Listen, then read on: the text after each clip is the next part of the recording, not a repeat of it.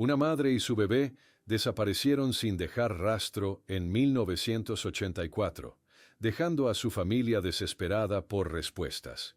Pero 30 años después, alguien descubre el cochecito del bebé en una mina abandonada y lo que encuentran después les hiela la sangre. La luz del amanecer se filtraba por la ventana de la pequeña cocina cuando Elena Martínez encendió el fuego bajo la cafetera. Sus movimientos eran precisos y silenciosos, una rutina tan arraigada que podía realizarla casi con los ojos cerrados mientras el mar de Almuñécar se teñía de naranja en el horizonte. El aroma del café recién hecho comenzó a llenar el ambiente, mezclándose con la brisa salada que entraba por la ventana entreabierta. Francisco apareció en el umbral, ajustándose la camisa desgastada que usaba para salir a pescar.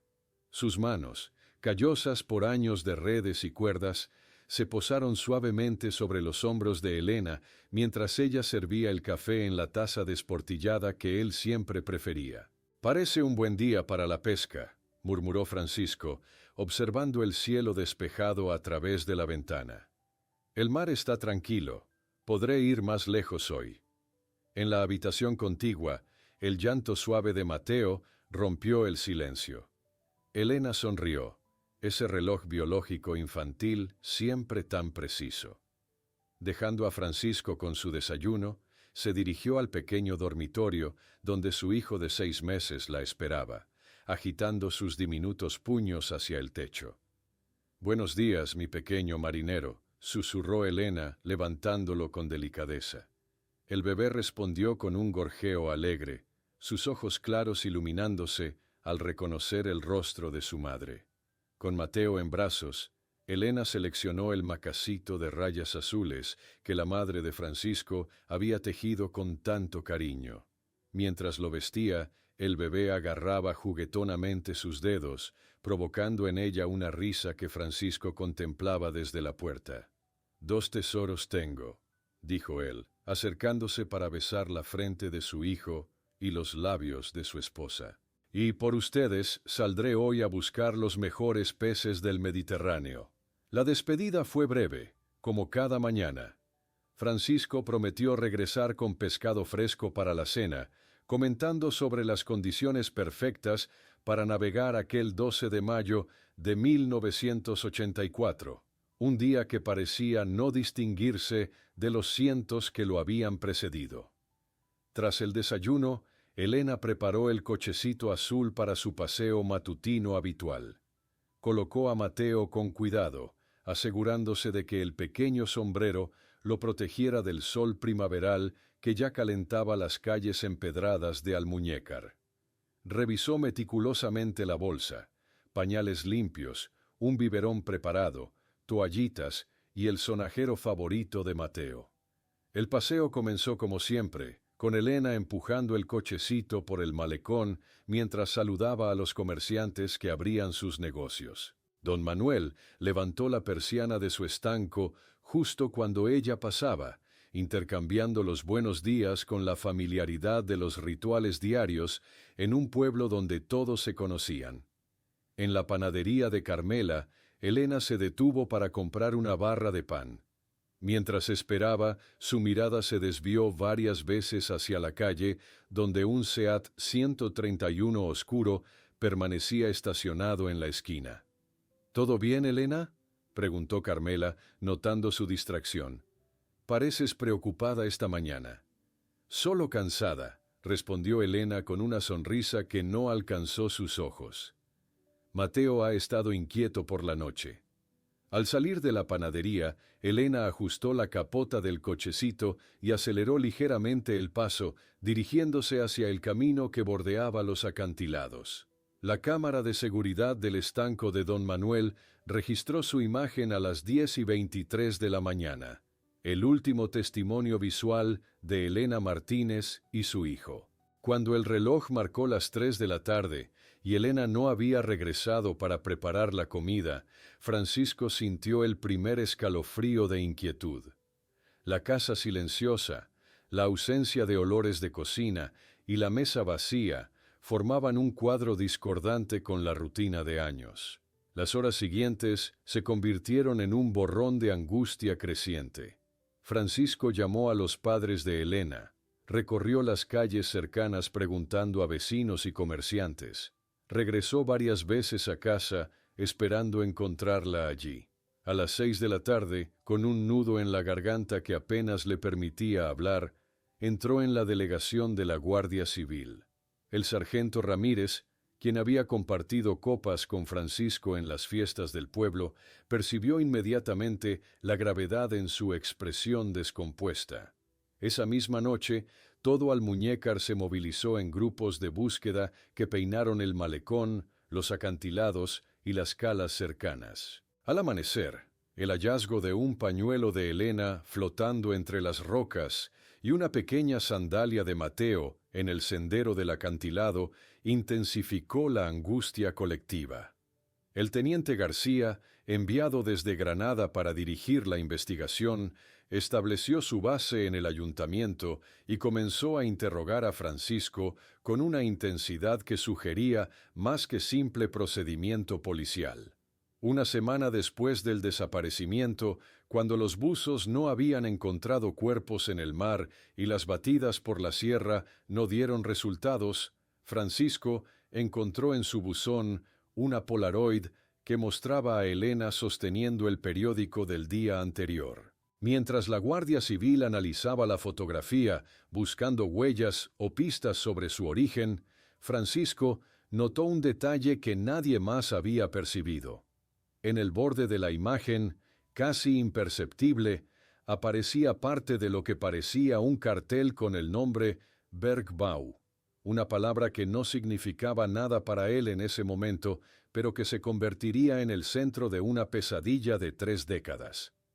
Mientras la Guardia Civil analizaba la Polaroid en busca de huellas o pistas sobre su origen, Francisco notó un detalle que nadie más había percibido. En el borde de la imagen, casi imperceptible, aparecía parte de lo que parecía un cartel con el nombre Bergbau, una palabra que no significaba nada para él en ese momento, pero que se convertiría en el centro de una pesadilla de 3 décadas. Un mes después del desaparecimiento, la sala de la Guardia Civil que antes bullía de actividad, ahora parecía un monumento al fracaso. El teniente García contemplaba el tablero de evidencias prácticamente vacío, donde las pocas pistas, el pañuelo, la sandalia y la Polaroid, parecían burlarse de sus esfuerzos. García, tenemos 3 nuevos casos de robos en la costa y un accidente grave en la Nacional, comentó su superior desde el umbral. Quizás sea momento de reasignar recursos. Han pasado 4 semanas sin avances significativos. En el bar marítimo, el murmullo de las conversaciones cesaba abruptamente cada vez que Francisco aparecía. Aquella tarde, mientras se sentaba solo en una mesa del rincón, captó fragmentos de susurros mal disimulados. Mi primo dice que la vio discutir con él 2 días antes, comentaba un pescador.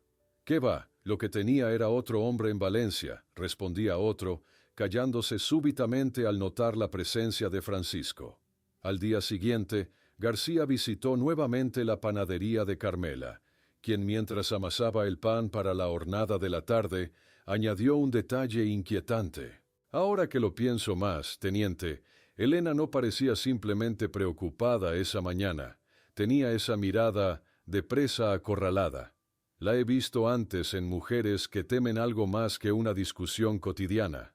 Esa tarde, Francisco permanecía sentado en su barca amarrada mientras el resto de la flota zarpaba. El retrato familiar que siempre llevaba en la cartera, Elena sonriendo con Mateo en brazos frente al mar, se había convertido en su único interlocutor en días de silencio creciente.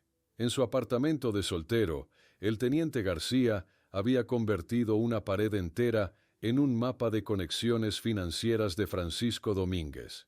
Hilos rojos convergían en un nombre que había aparecido repetidamente en su investigación discreta: Antonio Vélez, prestamista conocido en la costa granadina por sus métodos expeditivos de cobro. La confrontación llegó 2 días después, cuando García mostró a Francisco documentos que él creía confidenciales. 15 millones de pesetas a individuos con historiales violentos, señaló García, golpeando los papeles sobre la mesa. ¿Por qué ocultarme algo tan relevante para la investigación? Francisco se desplomó en la silla, el peso de la verdad finalmente expuesto. Quería expandir mi negocio, comprar un barco mayor para pescar en aguas más profundas, confesó con voz quebrada. Elena solo sabía que había pedido un préstamo, no la cantidad ni a quién. ¿Cómo podría hacerle daño? Es toda mi vida, ella y Mateo. En la casa de los padres de Elena, la situación deterioraba rápidamente. Su madre, medicada con tranquilizantes cada vez más fuertes, murmuraba el nombre de su hija en un duermevela constante, mientras su padre pasaba horas inmóvil en la terraza, escrutando un horizonte que se negaba a devolver a su hija. Cuando García intentó acceder a los registros policiales de Vélez en la comisaría provincial, un compañero veterano lo interceptó en el archivo. Órdenes de arriba, García. Ciertos expedientes están temporalmente inaccesibles por reorganización administrativa. Frustrado, García contactó con un informante en un café discreto de Granada. Vélez no es solo un prestamista, teniente, explicó el hombre nervioso, mirando constantemente sobre su hombro. Tiene jueces y políticos en nómina. Nadie toca sus asuntos sin consecuencias. Mientras tanto, Francisco firmaba los papeles de venta de su barco ante un notario sorprendido. Para financiar investigadores privados, explicó simplemente, con una determinación que contrastaba con sus ojos enrojecidos por noches sin sueño. En la biblioteca municipal, García finalmente encontró referencias a Bergbau, una empresa alemana de minería que recientemente había adquirido derechos sobre varias explotaciones abandonadas en España. 2 días después, en una oficina provincial, un funcionario confirmaba mientras revisaba documentos. Bergbau GmbH ha comprado los derechos de 5 antiguas minas en Andalucía, incluida El Lucero en Sierra Nevada. Todo perfectamente legal. Esa noche, Francisco entraba en la habitación intacta de Mateo, donde el tiempo parecía haberse detenido. Mientras ajustaba mecánicamente el osito de peluche en la cuna vacía, encontró una postal de Sierra Nevada que Elena guardaba en un cajón, un paisaje nevado que ahora adquiría un significado inquietante. Al día siguiente, García condujo hasta una zona remota de Sierra Nevada, deteniéndose ante carteles recientes. Propiedad privada, Bergbau GmbH. Más allá de la valla metálica, podía distinguirse la entrada abandonada de la antigua mina El Lucero. Al regresar a su coche estacionado entre pinos, García encontró el parabrisas destrozado y un mensaje escrito con lápiz labial rojo en el espejo retrovisor. Olvida a Elena Martínez si quieres seguir vivo. El mismo color de labial que Elena llevaba en la Polaroid recibida por Francisco. El mensaje escrito con lápiz labial rojo en el espejo retrovisor no era solo una amenaza, era una confirmación. Alguien vigilaba cada movimiento de García, y ese alguien tenía el poder suficiente para actuar con impunidad, incluso contra un oficial de la Guardia Civil. 6 meses después de la desaparición, la oficina del teniente García se había convertido en un santuario no oficial dedicado al caso Martínez. Mientras sus compañeros investigaban robos y accidentes de tráfico, él permanecía obsesionado con los escasos indicios que conectaban la desaparición con personas influyentes. García, esto tiene que terminar, declaró el comandante Sánchez, golpeando su escritorio. Has consumido recursos desproporcionados en un caso que está oficialmente frío. Necesitamos que te concentres en asuntos actuales. Esa misma tarde, Francisco caminaba por el mercado de Almuñécar como un fantasma. Las conversaciones cesaban a su paso, los vendedores evitaban su mirada, y una antigua vecina cruzó apresuradamente la calle para no saludarlo. El pueblo, que al principio se había unido en la búsqueda, ahora lo trataba como un apestado. En la sala de reuniones de la comandancia, García enfrentaba a sus superiores con determinación obstinada. Hay conexiones entre Vélez, políticos locales y esa empresa alemana. Necesito más tiempo y recursos, insistió, mientras tres oficiales intercambiaban miradas incómodas. Al día siguiente, García recibió un sobre oficial. La primera línea decía: felicitaciones por su promoción. Pero él sabía interpretar el verdadero mensaje. Lo alejaban del caso enviándolo a Madrid. Esa noche, en un café discreto a las afueras del pueblo, García entregó a Francisco una carpeta abultada. «Todo lo que he descubierto está aquí», murmuró. «Nombres, conexiones, lugares. Seguiré investigando desde Madrid, tienes mi palabra». Francisco abrió la carpeta con manos temblorosas. Entre los documentos, encontró fotografías que mostraban a Vélez cenando con un concejal provincial, registros de transferencias sospechosas hacia Bergbau GmbH y mapas detallados de la región donde se ubicaba la mina El Lucero. Una semana después, Joaquín Romero, ex policía de Granada recomendado por García, escuchaba el relato de Francisco en su despacho austero. Su expresión profesional no revelaba escepticismo, pero tampoco esperanza. «Trabajaré con lo que tenemos», prometió Romero, aceptando el adelanto sustancial que Francisco le ofrecía. 7 días más tarde, Romero apareció sin cita en casa de Francisco, su rostro tenso y pálido. «No puedo seguir», dijo, devolviendo un sobre con dinero. «Visitaron a mi hija en la universidad. Sabían exactamente dónde estudia, qué clases toma. Lo siento». En los días siguientes, Francisco comenzó a notar un SEAT 131 oscuro, idéntico al que Elena había observado antes de desaparecer. El vehículo aparecía en diferentes puntos de su ruta diaria, siempre con los cristales demasiado oscuros para distinguir al conductor. En el hospital comarcal, la madre de Elena yacía inconsciente, conectada a monitores que registraban un corazón debilitado por la angustia prolongada. El médico explicaba al padre con gravedad cómo el estrés sostenido había agravado una condición cardíaca preexistente.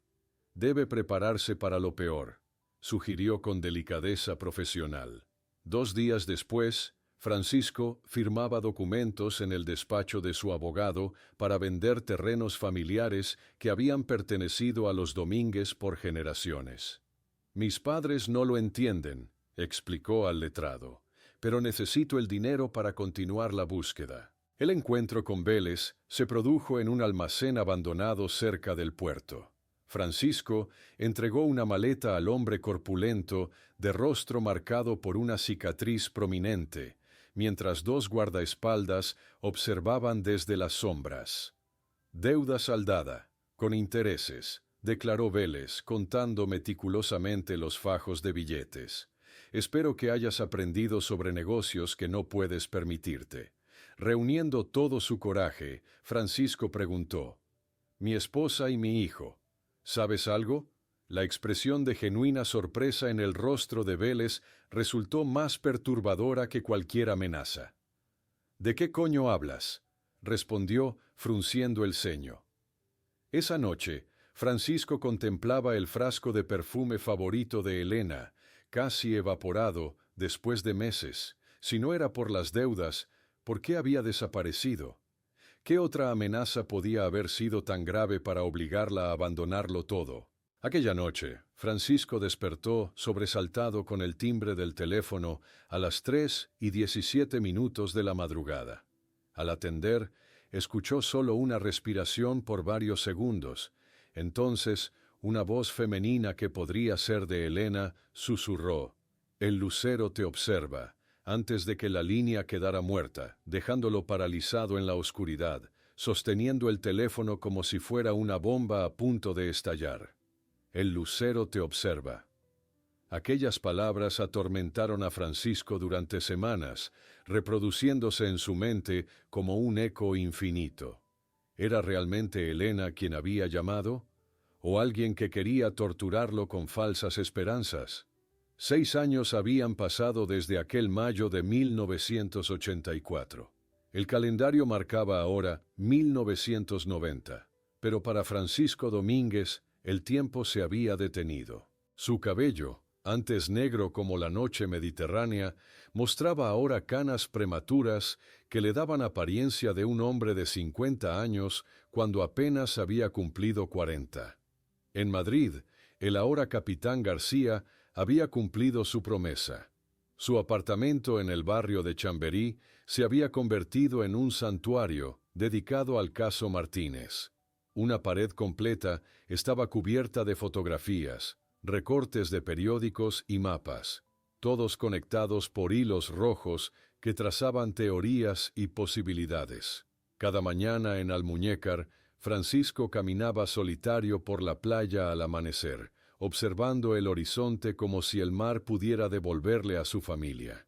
Los pescadores lo saludaban con distante respeto, pero nadie se atrevía a mencionar a Elena o Mateo. Cerca del mediodía, como cada día desde hacía años, Francisco recogía al padre de Elena, ahora frágil y ausente, para su paseo diario por el malecón. Ambos hombres, unidos por la pérdida, recorrían en silencio el último camino conocido de Elena y Mateo, cada uno perdido en sus propios pensamientos. La llamada que cambiaría todo llegó un martes de septiembre. García estaba revisando informes cuando su teléfono sonó con insistencia. «Diga», contestó distraídamente. «Capitán García, soy Morales, de la comisaría de Valencia. Una camarera cree haber reconocido a Elena Martínez trabajando en un restaurante costero». El corazón de García se aceleró mientras marcaba inmediatamente el número de Francisco. Las palabras salían atropelladamente de su boca. Una mujer con el aspecto de Elena había sido vista en Valencia, trabajando como camarera en un establecimiento llamado La Perla del Mar. Al día siguiente, ambos hombres viajaban en el tren a Valencia, repasando obsesivamente el expediente. Entre esperanza y temor, intercambiaban teorías sobre por qué Elena aparecería después de tanto tiempo y tan lejos de casa. En el restaurante La Perla del Mar, un propietario visiblemente nervioso les mostró el registro de empleados. La ficha de Ana Torres contenía información mínima, sin referencias, sin dirección permanente, contratada hacía 3 meses. Trabajaba solo por las mañanas, explicó el hombre, pasándose un pañuelo por la frente sudorosa. Siempre decía que necesitaba recoger a su hijo del colegio. Nunca hablaba de su pasado.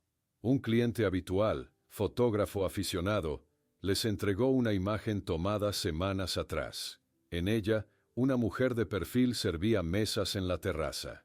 Su cabello castaño y voluminoso, la forma de inclinar ligeramente la cabeza, eran inconfundiblemente de Elena. «Es ella», susurró Francisco, acariciando la fotografía con dedos temblorosos. La manera en que inclina la cabeza cuando se concentra, nadie hace ese gesto como Elena. El pequeño apartamento alquilado por Ana reveló poco. Una cama pulcramente hecha, ropa básica, ningún objeto personal. Todo indicaba que su ocupante había partido con prisas, como alguien acostumbrado a desaparecer rápidamente. Detrás de una cómoda, García encontró un dibujo infantil, un barco con una figura masculina y la inscripción «Para mamá» en letra infantil. Francisco lo contempló con lágrimas silenciosas, imaginando a su hijo, ahora de 6 años, dibujando el barco de un padre que apenas podría recordar. En la comisaría de Valencia, García utilizó su credencial para acceder a registros reservados. El documento de identidad de Ana Torres pertenecía a un lote de identificaciones falsas vinculadas a una red especializada en trasladar personas entre países. «Estos documentos suelen usarse para personas que huyen», explicó un inspector local. testigos protegidos, mujeres maltratadas, gente que necesita desaparecer por su seguridad. Esa tarde, en un café cercano al puerto, Francisco y García extendieron un mapa sobre la mesa. Trazaron con bolígrafo rojo posibles rutas: Almuñécar, Valencia, la frontera francesa. 6 años de movimientos posibles para alguien que no quería ser encontrada. Mientras recogían sus notas para regresar a Almuñécar, el recepcionista del hotel les entregó un sobre que había sido dejado en la recepción. Francisco lo abrió con manos temblorosas y extrajo una nota escrita con una caligrafía que reconocería entre 1000. No es seguro para vosotros. Dejad de buscar o Mateo pagará el precio. Francisco sostuvo la nota entre sus manos temblorosas, sintiendo el peso de cada palabra como un puñal. La caligrafía de Elena era inconfundible, pero más perturbador que el mensaje era su confirmación. Elena y Mateo seguían vivos, pero alguien los mantenía bajo amenaza constante. García examinó el papel en el laboratorio policial de Valencia, donde un técnico forense analizaba cuidadosamente cada trazo. El análisis caligráfico no deja lugar a dudas, confirmó el especialista. La escritura corresponde a Elena Martínez, sin señales de coacción física al escribir. De regreso en Madrid, García enfrentó a su superior en una tensa reunión. El comandante Vidal, un hombre pragmático poco inclinado a perseguir casos antiguos, escuchaba con escepticismo creciente. «Necesito 6 meses de dedicación exclusiva», solicitó García. Este caso se conecta con una red internacional de tráfico de personas y posiblemente con corrupción institucional. «Tienes 2 semanas de permiso, ni un día más», respondió Vidal, cerrando la carpeta. La Guardia Civil no puede justificar recursos para fantasmas.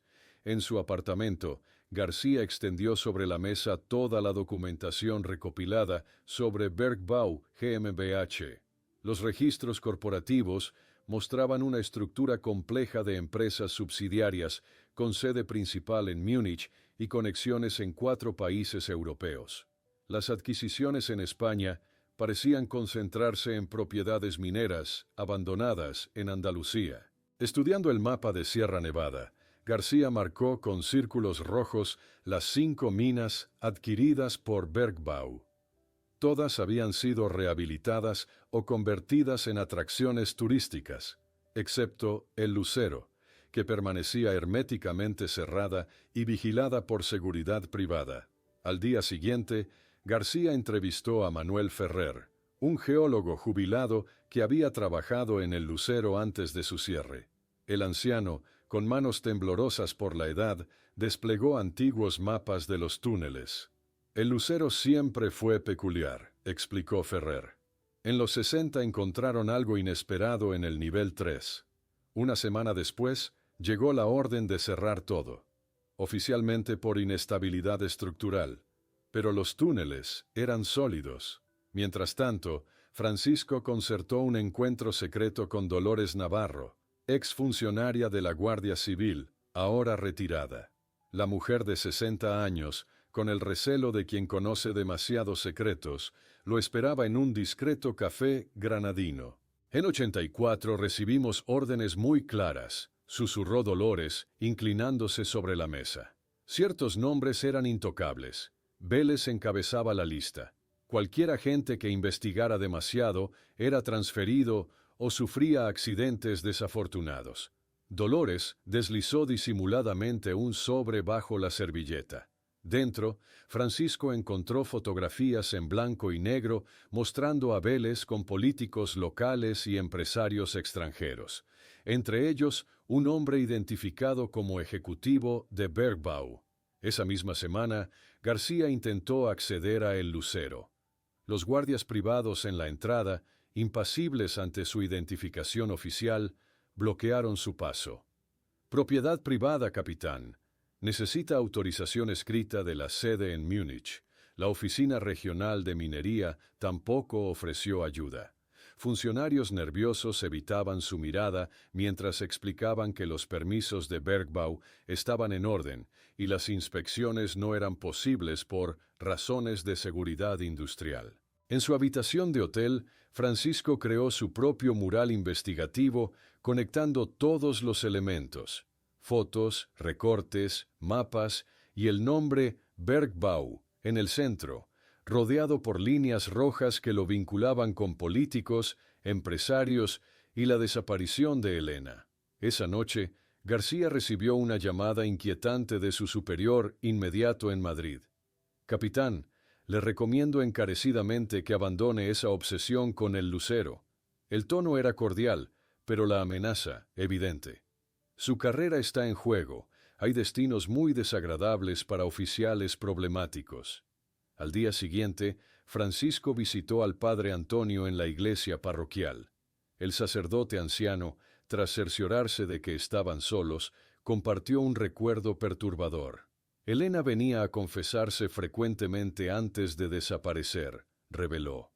Parecía llevar un gran peso, como si hubiera presenciado algo que la atormentaba profundamente. Esa tarde, García observaba desde su coche estacionado cómo varios ejecutivos de Bergbau entraban en un restaurante exclusivo de Granada para una reunión discreta con un juez provincial.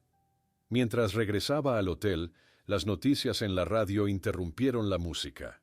El empresario Antonio Vélez ha sido encontrado muerto en su finca. Las autoridades sospechan un ajuste de cuentas relacionado con negocios ilícitos. Mientras Francisco y García digerían la noticia de la muerte de Vélez, el teléfono sonó nuevamente en mitad de la noche. Era el mismo número desconocido de antes, pero esta vez una voz masculina joven, excitante y con acento ligeramente diferente preguntó: ¿Tú eres mi padre? Dejando a Francisco sin aliento, como si hubiera recibido un golpe físico al reconocer la voz que solo podía pertenecer a un Mateo, ahora adolescente. ¿Tú eres mi padre?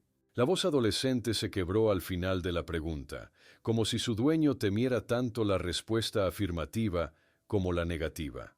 Francisco abrió la boca, pero ningún sonido salió de ella. Su corazón golpeaba con tal fuerza que parecía querer romper sus costillas. Finalmente, las palabras escaparon en un susurro ahogado. «Sí, Mateo, soy yo, papá». Un silencio cargado de emoción llenó la línea por 3 segundos eternos, hasta que un ruido seco interrumpió la comunicación. La llamada había sido cortada abruptamente. «¡Mateo! ¡Mateo!», gritó Francisco al auricular muerto, mientras García intentaba calmarlo, anotando rápidamente la hora exacta para solicitar un rastreo de la llamada. A la mañana siguiente, García movió todas sus influencias en telecomunicaciones.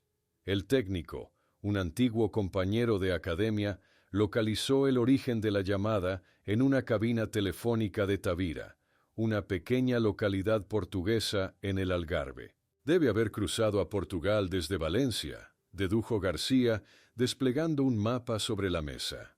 «Es una ruta lógica, fuera de España, pero cerca de la frontera para moverse rápidamente».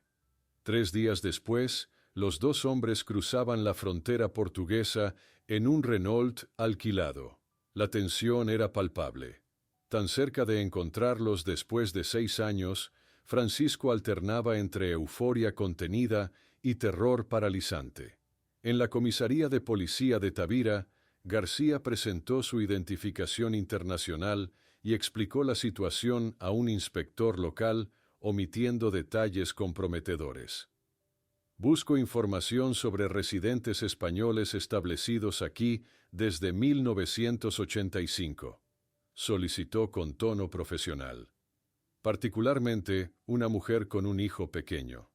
El archivo mostraba varios registros coincidentes, pero uno destacaba: María Sousa e hijo, nacionalidad española, residentes desde noviembre de 1985. La dirección correspondía a una pequeña casa cerca del puerto pesquero. Esa tarde, desde un café con vista al restaurante O Pescador, Francisco y García observaban discretamente las instalaciones.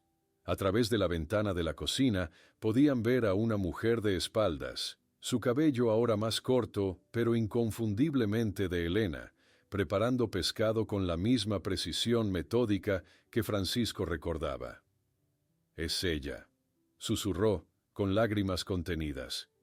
La manera en que sostiene el cuchillo, cómo inclina la cabeza, es Elena.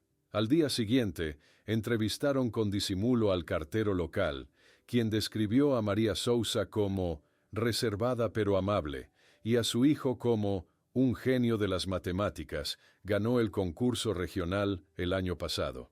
Apostado cerca del instituto local, Francisco finalmente vio a Mateo salir entre un grupo de estudiantes. El impacto fue físico. El adolescente de 16 años tenía sus mismos ojos, su misma forma de andar. Francisco tuvo que sujetarse a una farola para no desplomarse.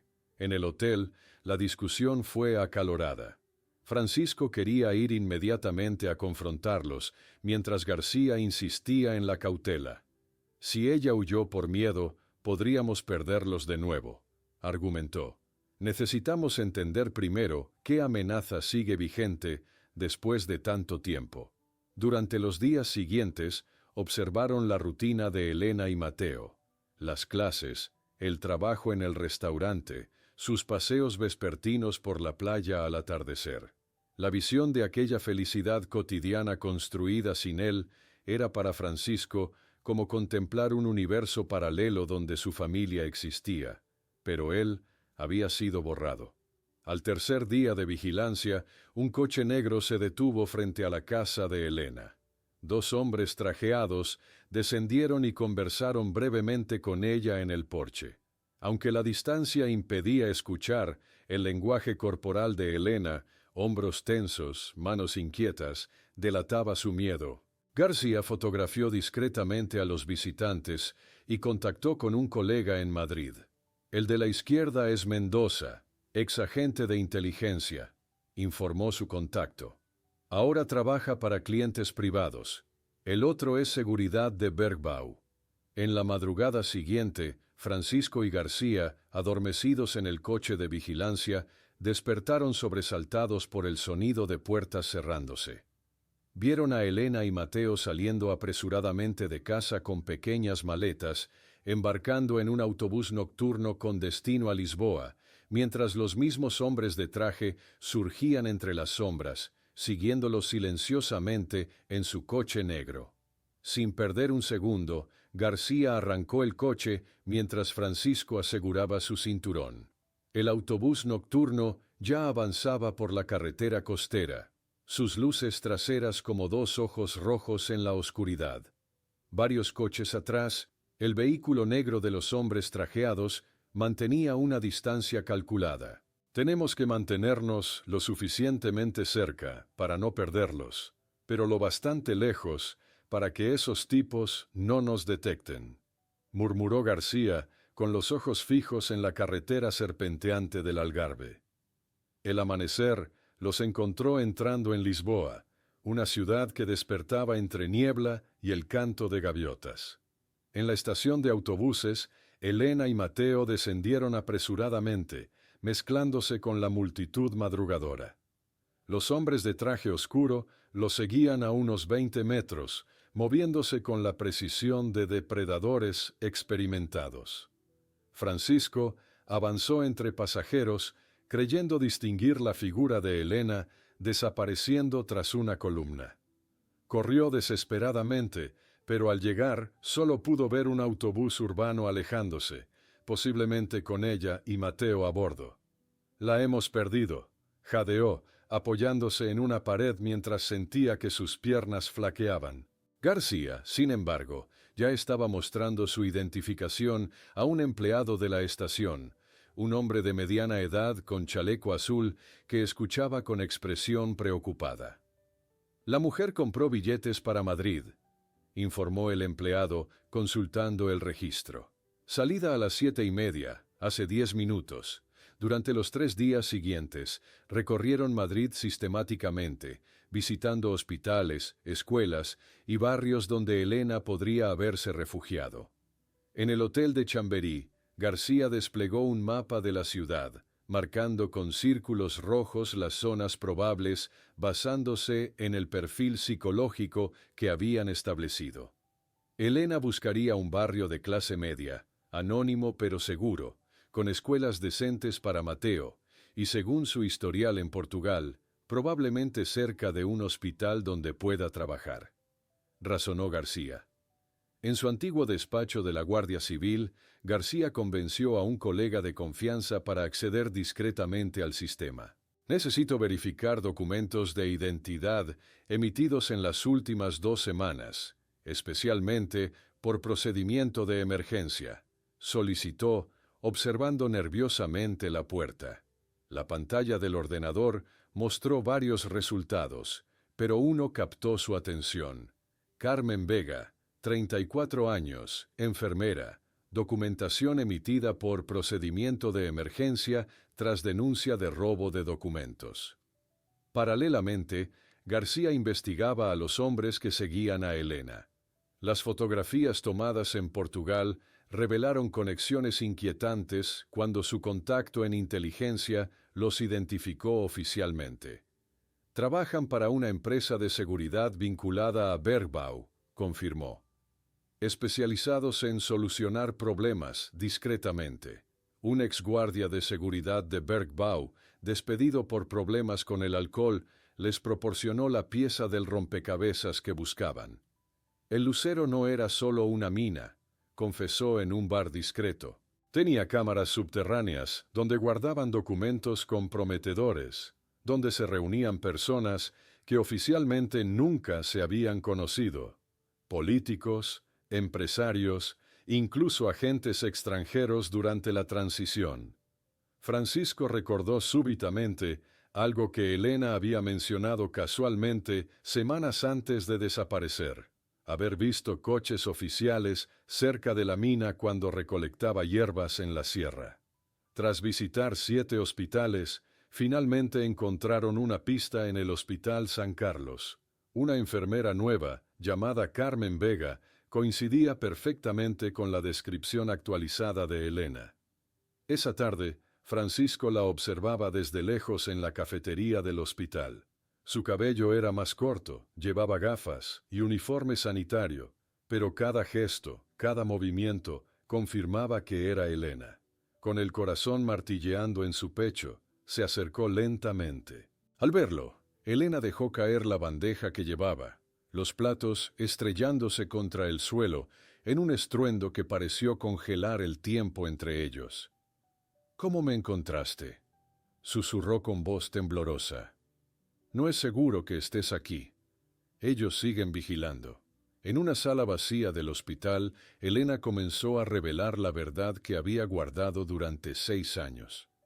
«Vinieron a casa cuando estabas en el mar», explicó, las manos temblorosas. «Me mostraron fotos de Mateo durmiendo, jugando en el patio. Dijeron que, si no pagabas, él sufriría las consecuencias». Mientras Elena explicaba su decisión desesperada de huir, la puerta de la sala se abrió abruptamente. Era Mateo, ahora un joven de 16 años, que había seguido a su madre preocupado por el extraño que la abordara. Su mirada pasó de Elena a Francisco, la comprensión súbita reflejada en su rostro cuando reconoció al hombre de las fotos escondidas que encontrara años atrás, su voz casi un susurro. «Tú eres mi verdadero padre. Tú eres mi verdadero padre». Las palabras quedaron suspendidas en el aire, cargadas de una mezcla explosiva de curiosidad, resentimiento y asombro. Mateo permanecía en el umbral, su cuerpo adolescente tensado como la cuerda de un arco. Francisco dio un paso tentativo hacia él, incapaz de contener las lágrimas que comenzaban a deslizarse por sus mejillas curtidas. «Te pareces tanto a tu abuelo», murmuró, extendiendo una mano temblorosa que quedó suspendida a medio camino, temeroso del rechazo. El joven retrocedió instintivamente, dirigiendo una mirada acusatoria hacia Elena. «Dijiste que había muerto en un accidente pesquero». Su voz se quebró. «¿Qué más me has ocultado? ¿Acaso toda mi vida ha sido una mentira?» Elena intentó acercarse a su hijo, pero éste se apartó bruscamente. Lo hice para protegerte, cariño. Ellos sabían dónde dormías, qué ropa usabas, nos vigilaban constantemente. La puerta se abrió de golpe y García irrumpió en la sala con expresión alarmada. Tenemos que salir inmediatamente. Los mismos hombres de Portugal están preguntando por Carmen Vega en recepción. La huida a través de los pasillos de servicio fue tensa y silenciosa. Elena los guiaba con la seguridad de quien conoce cada rincón, evitando cámaras de seguridad y zonas concurridas. Tras 20 minutos de recorrido laberíntico, emergieron por una salida de emergencia que daba a un callejón trasero. Aquella noche, los cuatro se refugiaron en un pequeño apartamento en Lavapiés, un barrio antiguo de Madrid, donde García había establecido años atrás un piso franco para operaciones encubiertas. Elena, sentada en la mesa de la cocina bajo la luz amarillenta de una lámpara, abrió un compartimiento secreto en su bolso y extrajo varios microfilmes protegidos en plástico hermético. «Este ha sido mi seguro de vida durante 16 años», explicó, extendiendo el material sobre la mesa desgastada. García examinó los documentos con creciente asombro.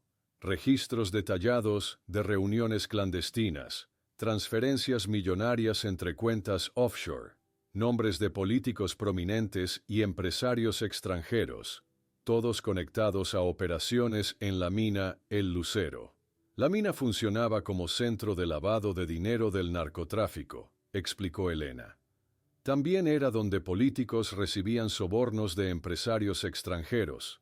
Lo descubrí accidentalmente cuando buscaba hierbas medicinales cerca de las instalaciones.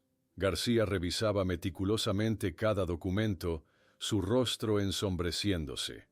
Esto implica a 3 ministros del gobierno anterior, jueces del Tribunal Supremo, jefes de policía.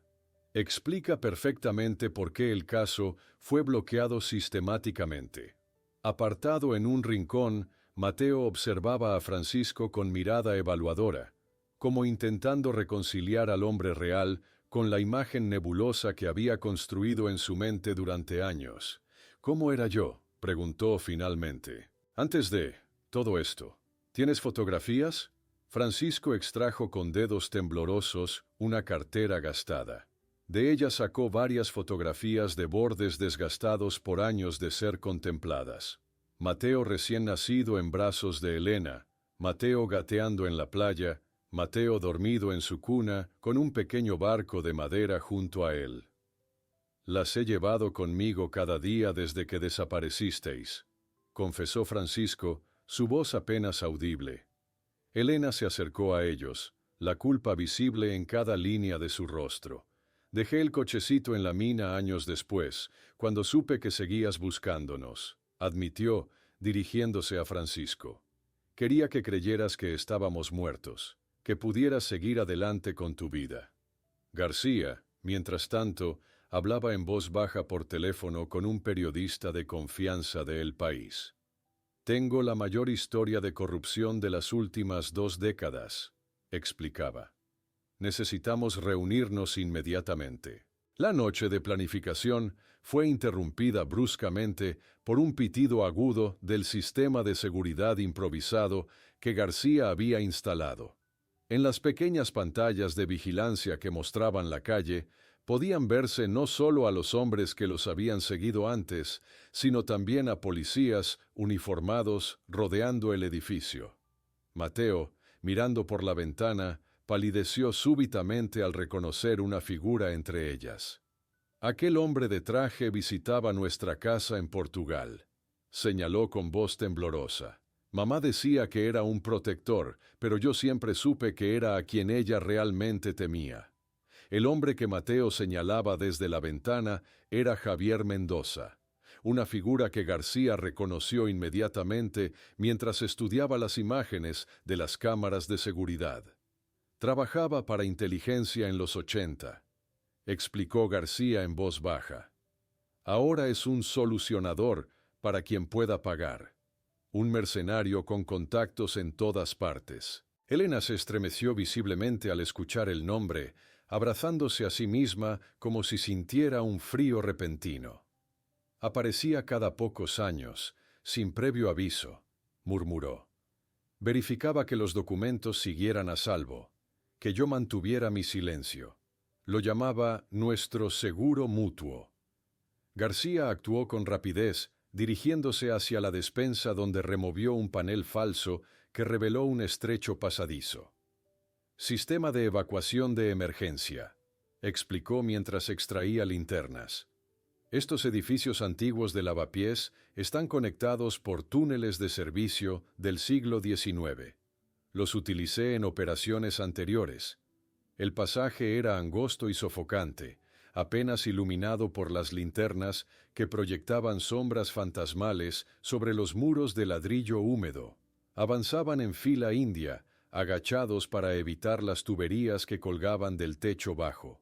A lo lejos, podían escuchar el eco de voces y el haz de linternas policiales que exploraban intersecciones cercanas. Por aquí, indicó Mateo sorprendentemente, señalando un túnel lateral más estrecho. Debe conectar con la red de alcantarillado principal según la pendiente. Al emerger en un callejón oscuro a 3 manzanas de distancia, García les indicó que debían separarse. Yo llevaré los microfilmes al periodista, decidió. Ustedes 3 dirigíos al punto de contingencia. El Seat azul está aparcado donde acordamos. Francisco condujo nerviosamente por las calles de Madrid, siguiendo meticulosamente las instrucciones de Elena, quien conocía rutas secundarias que evitaban las principales cámaras de tráfico. Tras 40 minutos de recorrido tenso, llegaron a una elegante pero discreta casa en las afueras.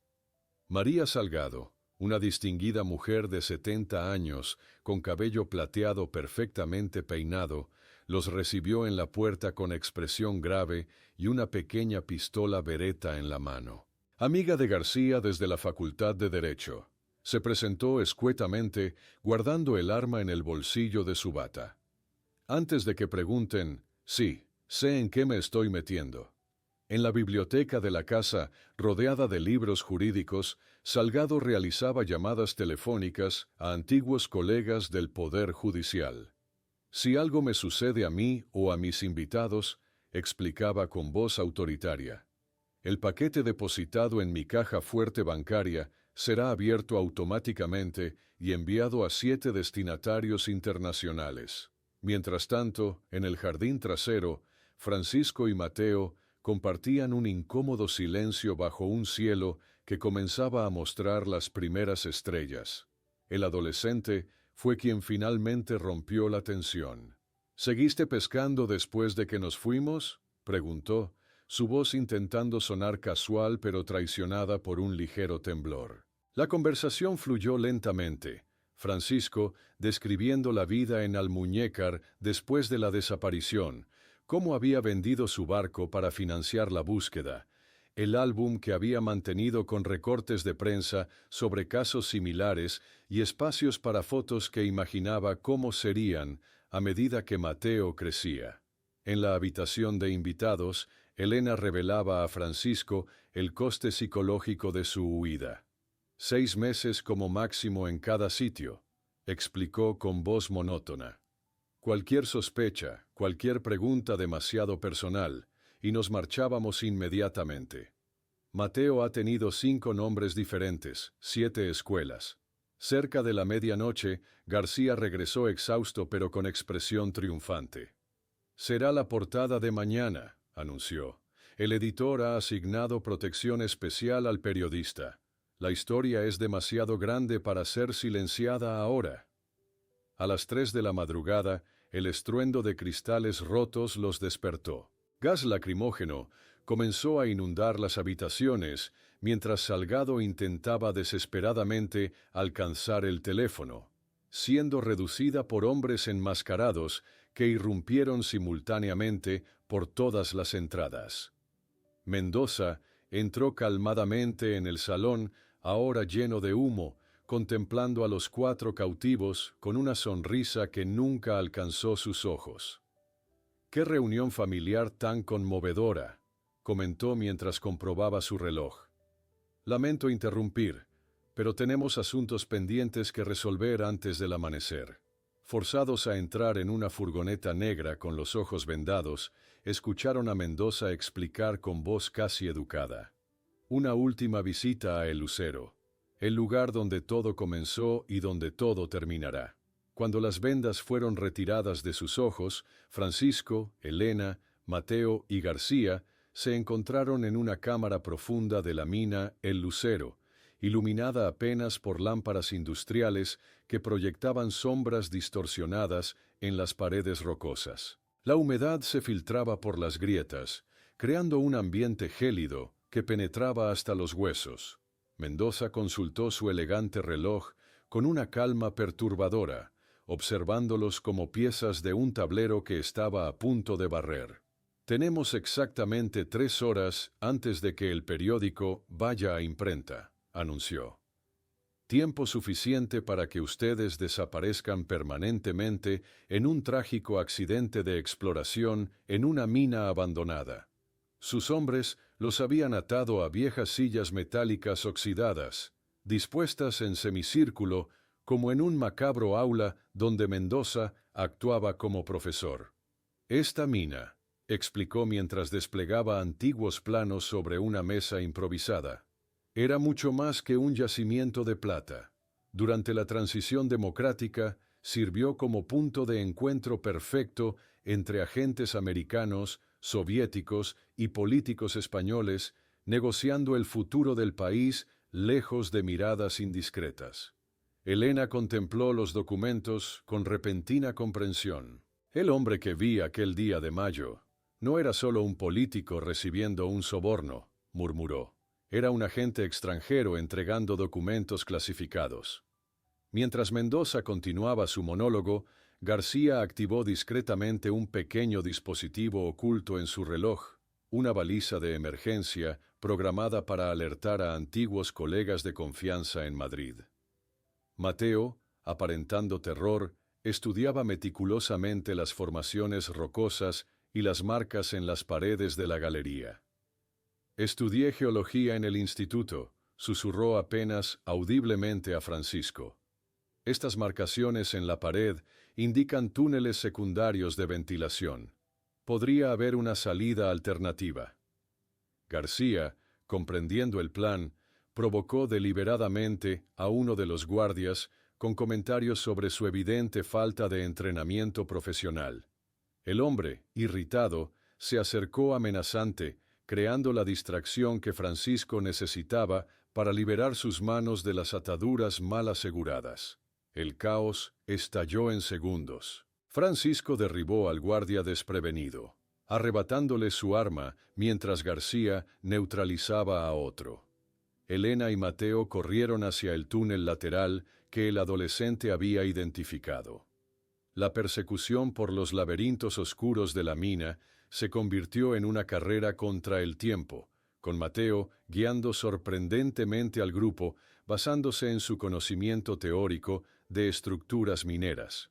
Mientras tanto, en Madrid, las rotativas del diario El País imprimían la primera plana. Conspiración en El Lucero, décadas de corrupción expuestas, con la fotografía de Mendoza entre los principales implicados. En las profundidades de la tierra, el grupo se encontró atrapado en una cámara sin salida aparente. Mendoza apareció bloqueando la única vía de escape, su arma apuntando directamente a Elena. Admirable intento, reconoció con frialdad. Pero algunos secretos deben permanecer enterrados, junto con quienes los conocen. El repentino sonido de hélices de helicópteros sobre la montaña interrumpió su discurso.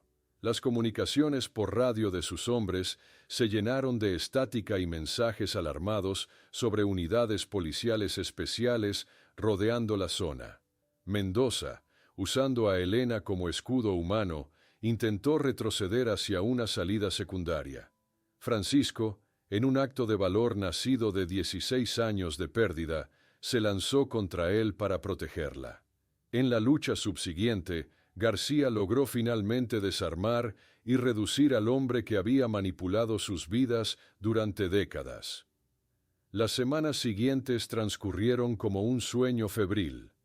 La exposición del caso provocó un terremoto político que sacudió los cimientos del poder en España, con detenciones que alcanzaron los más altos niveles. Un mes después, en el modesto apartamento que compartían temporalmente en Madrid, Mateo mostró tímidamente a Francisco su proyecto escolar sobre geología, un pequeño pero significativo paso hacia la reconstrucción de una relación robada por el tiempo.